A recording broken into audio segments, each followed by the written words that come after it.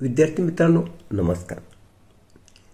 ME computer engineering operations research and SYPSC computer science mathematics paper second semester 4.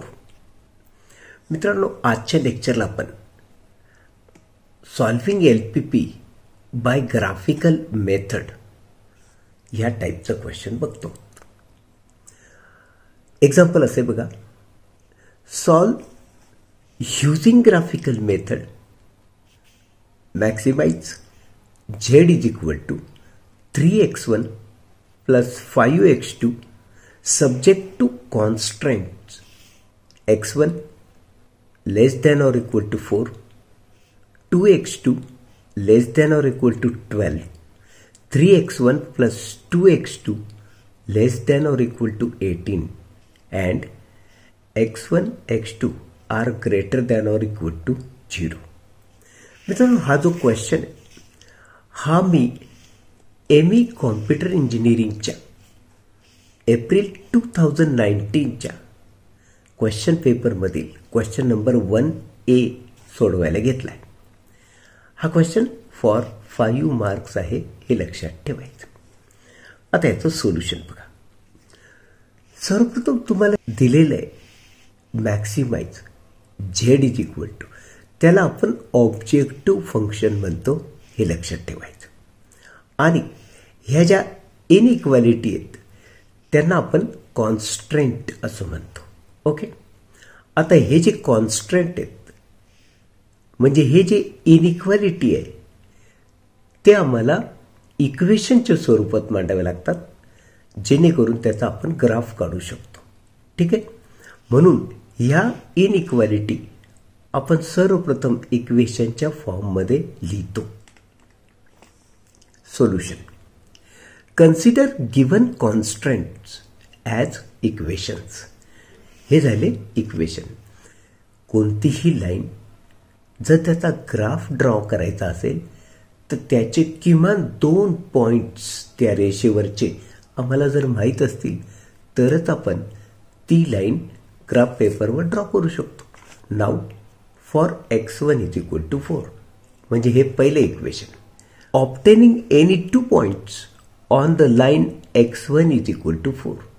ह्या लाईनवरचे कोणतेही 2 points आम्हाला माहीत पाहिजे. बघा बरं का, x1 इज इक्वल टू 4 या लाईनवर आम्ही 2 पॉइंट्स घेणार, A आणि B. ठीक आहे, हे आपल्या मनानं घेतलेत.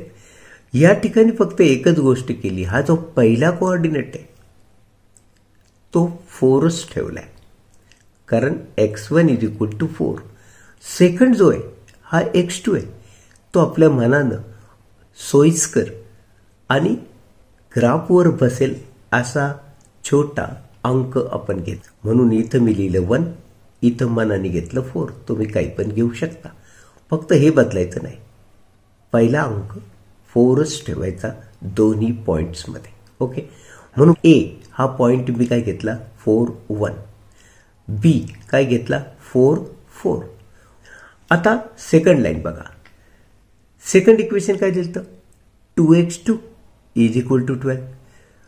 2x2 इज इक्वल टू 12 जर 2 ने याला भागलं तर x2 इज इक्वल टू 6 झालं. आता x2 इज इक्वल टू 6 म्हणजे सेकंड कोऑर्डिनेट कंसातला फिक्स ठेवायचा 6. ओके, तुम्ही फर्स्ट बदलू शकता, x1 बदलायचा पण x2 नव्हे, x2 6च ठेवायचा. मग आपण म्हणालो obtaining any 2 points on the line x2 is equal to 6. मग या पॉइंटला मी C आणि D नाव दिली. या रेषेवरचे 2 पॉइंट, एक C दुसरं D नाव दिलं. आणि त्यातला सेकंड कोऑर्डिनेट बघा मी फिक्स ठेवलेला आहे. ओके, 6 6 कारण x2 इज इक्वल टू 6. मग फर्स्टवाला म्हणजे x1 मी इथं 1 घेतला आणि इथं 4 घेतला. हे मी मनाने घेतलं, तुम्ही हे काही पण घेऊ शकता, फक्त ग्राफ काढताना सोयीस्कर जावेत असे आकडे घ्या, एवढं फक्त लक्षात ठेवा. आता थर्ड लाईन बघा, for 3x1 plus 2x2 is equal to 18. ही तिसरी लाईन आम्हाला दिली होती. मग obtaining any 2 points on the line 3x1 + 2x2 = 18. आता ही लाईन ड्रॉ करण्यासाठी जे 2 पॉइंट्स आम्हाला मिळवायचे ते कसे मिळवले ते बघूया. यामध्ये x1 पण आहे, x2 पण आहे. म्हणून आपण काय करायचं माहिती का, पहिल्यांदा x1 0 घेऊन बघायचा. काय म्हणलं मी, पुट x1 = 0. आता जर x1 = 0 तुम्ही ह्या लाईनमध्ये x1 च्या जागी 0 ठेवला तर तुम्हाला ऑटोमॅटिकली x2 ची किंमत मिळते, ती शोधून काढा. तर 3 × x1 तर 0 आहे, म्हणजे 3 × 0 काय होणार, 0. ओके, हा 2x2 = 18 जसेचे तसे राहतील. मग या 2 ने जर मी 18 ला भागलं तर काय घडेल, 2 9 जा 18 येणार, म्हणजे x2 ची किंमत येणार 9. अशा रीतीनं त्याला आपण ई नाव देऊ. x1 0 आहे, हे बघ x1 0 आहे आणि x2 किती आला, 9. म्हणून हा ई पॉइंट या लाईनवरचा पहिला पॉइंट आम्हाला काय मिळाला, 0 9. नेक्स्ट आपण परत आता सेकंड पॉइंट काढण्यासाठी काय करणार, तर x2 0 घेणार.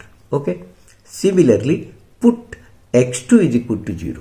मगाशी x1 = 0 घेतला आणि x2 शोधून काढला. आता याच लाईनवरचा x2 जर आपण 0 घेतला तर x1 शोधा.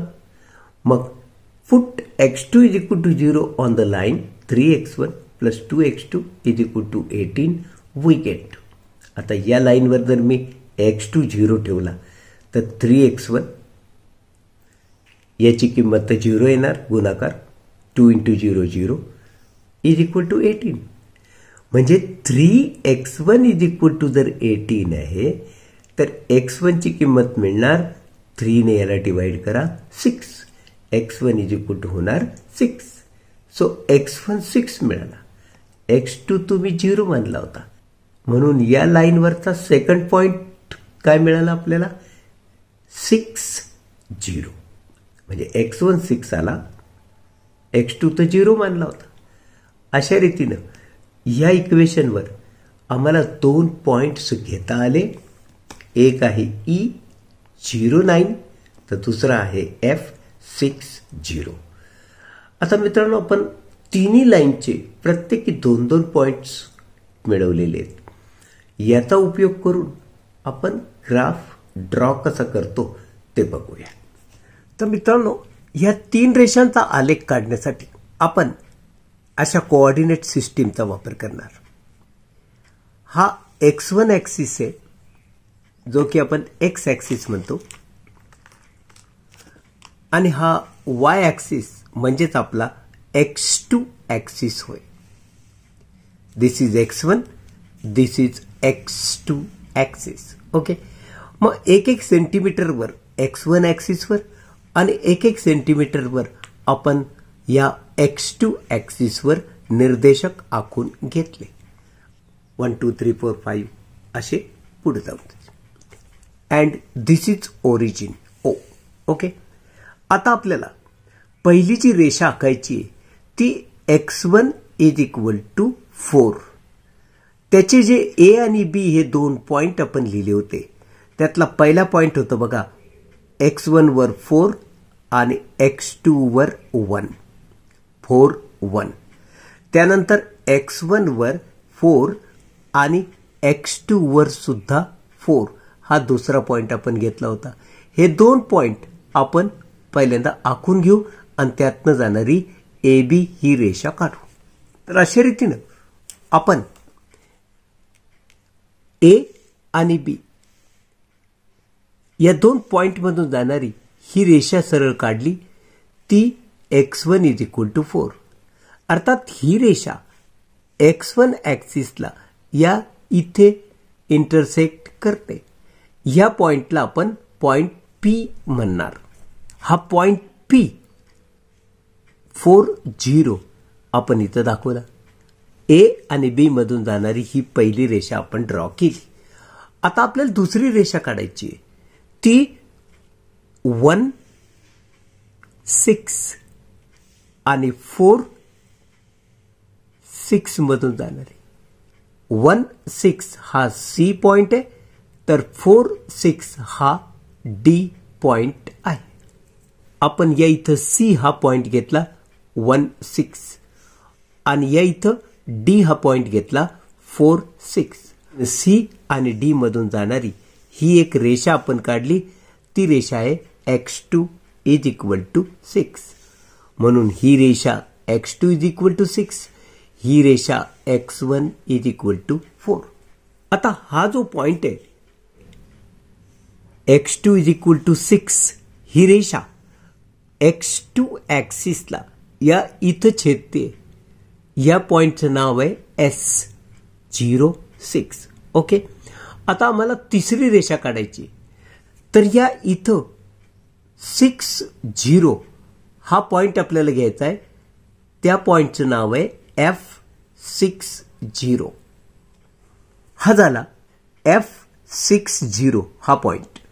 आता E हा पॉइंट टाकायचा आहे, तो आम्हाला दाखवायचा आहे बघा 09 या इथं 09 या इथं तो E हा पॉइंट दाखवायचा आहे 09.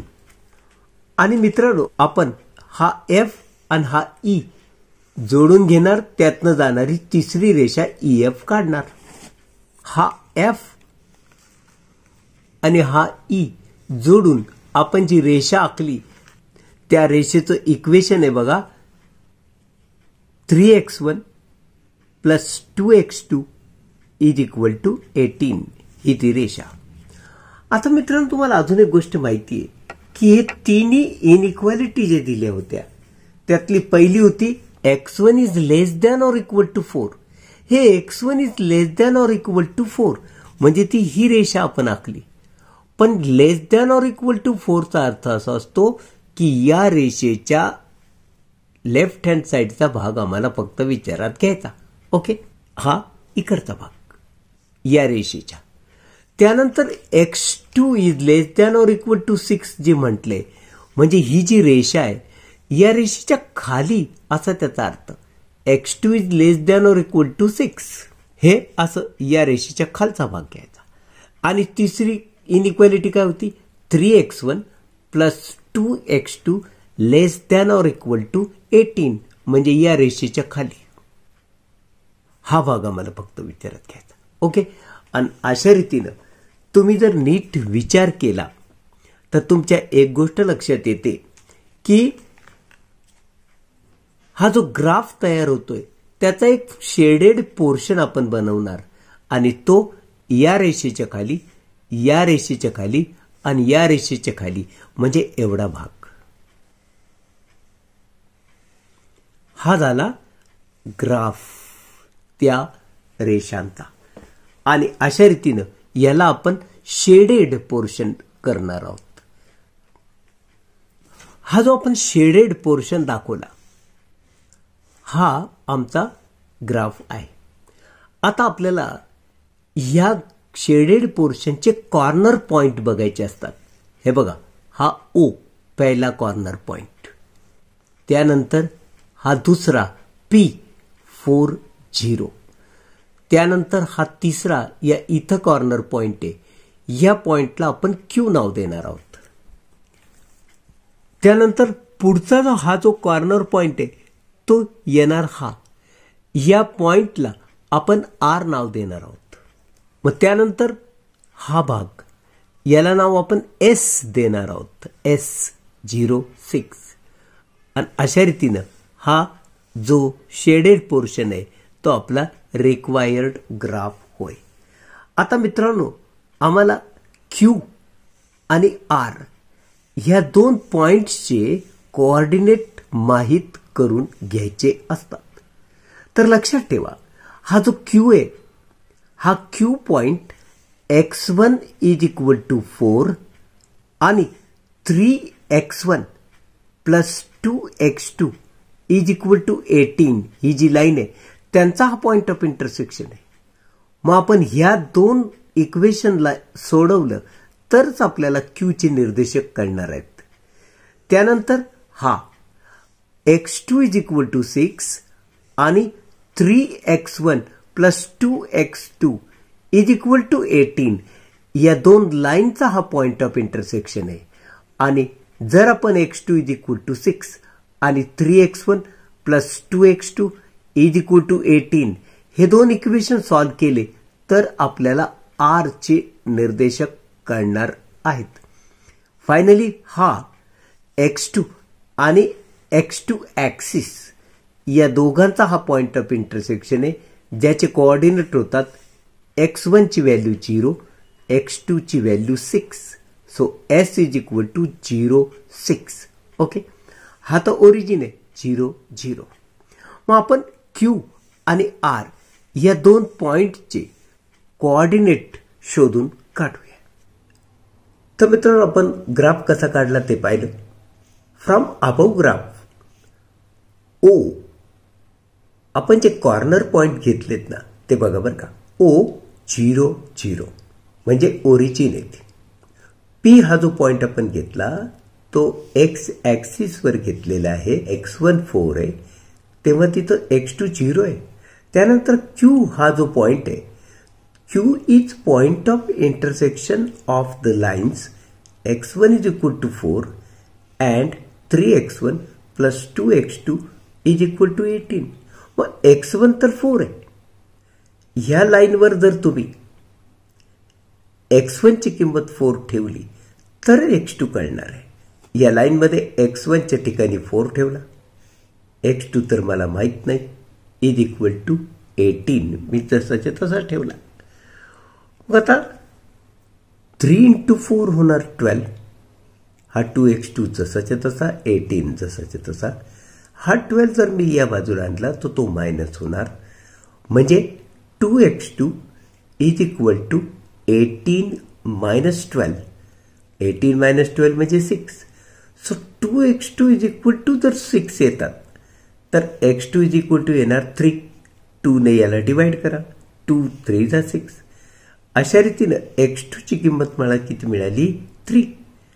मग x1 4 x2 3 अशा रीतीनं हा पॉइंट Q आपल्याला मिळाला. ओके, त्यानंतर आपण R पॉइंट काय आहे ते बघणार आहोत. Point R is point of intersection of lines x2 is equal to 6 and 3x1 plus 2x2 is equal to 18. x2 जर 6 आहे तर ही किंमत या इथे ठेवावी लागेल. हे तर तसंच राहील. सो 3x1 प्लस 2 x2 ची किंमत 6 इज इक्वल टू 18. म्हणजे 3x1 हा गुणाकार तर 12 येणार आहे, म्हणजे 18 मायनस 12 होणार परत 6. 3x1 इज इक्वल टू 6 येणार, तर x1 इज इक्वल टू 3 2 जा 6. या 3 ने याला डिवाइड केलं, 2 जा 6. So x1 is equal to आला 2. आणि अशा रीतीनं तुम्हाला तो R पॉइंट काय मिळाला? x1 ची किंमत 2 तर x2 ची किंमत 6. R या पॉइंटचे कोऑर्डिनेट झाले 2, 6. फायनली तुम्ही ग्राफमध्ये बघताय S हा 0, 6 हे त्याचे कोऑर्डिनेट आहे. Is a point on y axis. तो y ॲक्सिसवरचा पॉइंट आहे, तिथं x 0 असणार. ओके, आणि अशा रीतीने आम्हाला हे कॉर्नर पॉइंट मिळालेले आहे. तर आपण काय लिहिणार? The corner points are. जो ग्राफ आपण काढला त्या ग्राफमध्ये कॉर्नर पॉइंट आहेत, ज्याने हा शेडेड पोर्शन तयार झाला. ते पॉइंट्स कोणते आहेत? O, P, Q, R आणि S. ओके, बाकीचे हे जे पॉइंट होते A, B, C, D, E, F हे सगळे पॉइंट आपण ग्राफ ड्रॉ करण्यासाठी काढले. पण यापैकी जेने शेडेड पोर्शन तयार झाला तो कॉर्नर पॉइंटनी तयार झालेला आहे, आणि म्हणून ते corner points O, P, Q, R आणि S आपण लिहिले. O चे कोऑर्डिनेट 0, 0, P चे कोऑर्डिनेट 4, 0, Q चे कोऑर्डिनेट आपण शोधून काढले 4, 3, R चे कोऑर्डिनेट 2, 6 आणि S चे कोऑर्डिनेट 0, 6. ओके, आता या कॉर्नर पॉइंट्सचा वापर करून आपण ऑब्जेक्टिव्ह फंक्शनची मॅक्सिमम व्हॅल्यू काढणार आहोत. आता तुम्हाला माहिती आहे ऑब्जेक्टिव्ह फंक्शन काय? झेड म्हणजे ऑब्जेक्टिव्ह फंक्शन असतं. Z is equal to 3x1 plus 5x2 हे होतं ऑब्जेक्टिव्ह फंक्शन. मग या ऑब्जेक्टिव्ह फंक्शनमध्ये प्रत्येक कॉर्नर पॉईंटचा x1 आणि x2 हे कोऑर्डिनेट भरा म्हणजे तुम्हाला झेडची किंमत मिळणार. म्हणून मी म्हटलं objective function value at corner points OPQRS.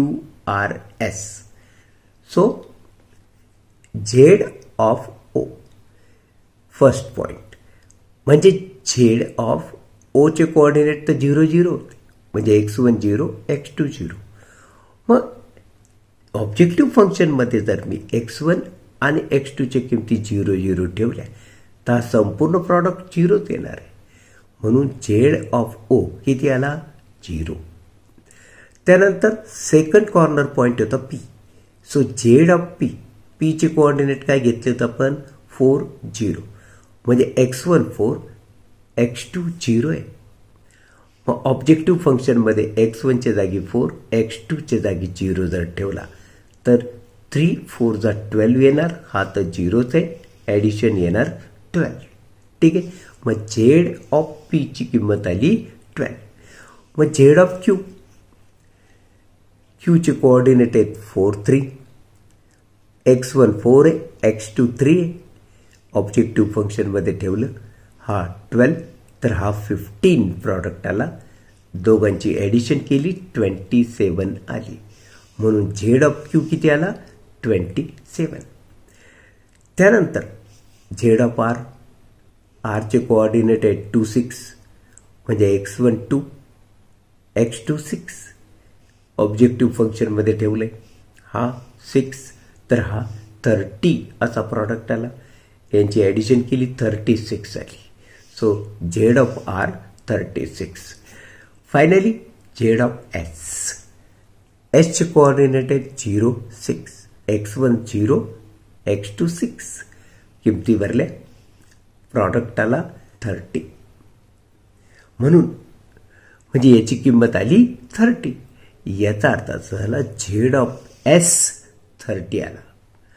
मग आता तुम्ही बघताय हे जे कॉर्नर पॉईंट्स आपण ऑब्जेक्टिव्ह फंक्शनमध्ये ठेवले त्यांच्या व्हॅल्यू 0 12 27 36 आणि 30 अशा आलेल्या आहेत. मग यात तुम्हाला मॅक्सिमम व्हॅल्यू वाटते 36. ओके.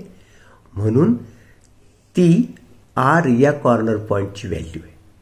मग याचा उल्लेख आम्हाला करावा लागेल तो असा therefore the maximum objective function value is 36 at corner point R26. तर मित्रांनो अशा रीतीनं हा ग्राफिकल मेथडचा क्वेश्चन आपण कंप्लीट केला. आजच्या लेक्चरला आपण इथेच थांबू. भेटूया पुढच्या लेक्चरमध्ये. तोपर्यंत मला निरोप द्या. नमस्कार.